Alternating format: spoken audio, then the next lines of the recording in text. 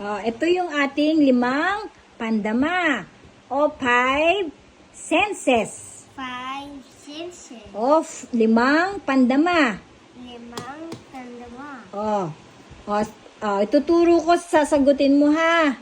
At para saan yung parts ng body na yon? Ano ito?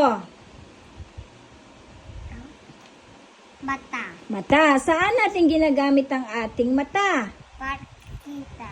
Para makakita. Ginagamit sa paningin. Paningin. Ito, ano naman ito?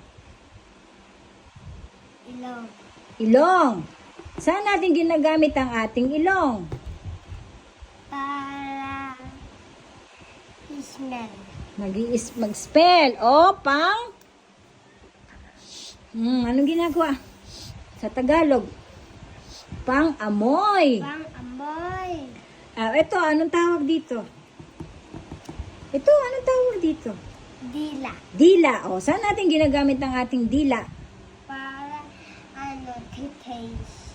Pang-taste. Ang Tagalog ay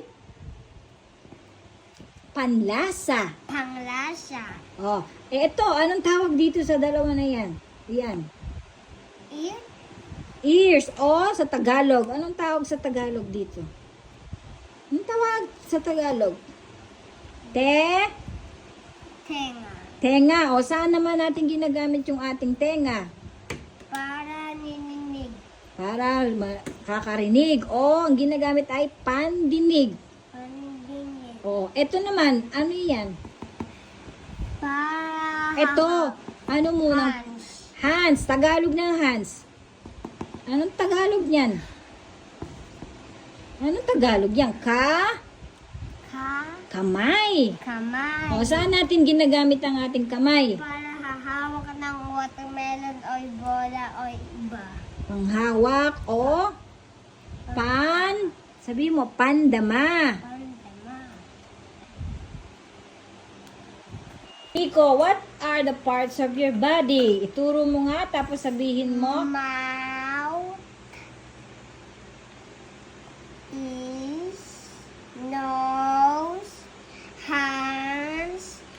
Feet. Eyebrows. Eyes. Head. Hair. Ano pa? Shoulder. Shoulder. Knee.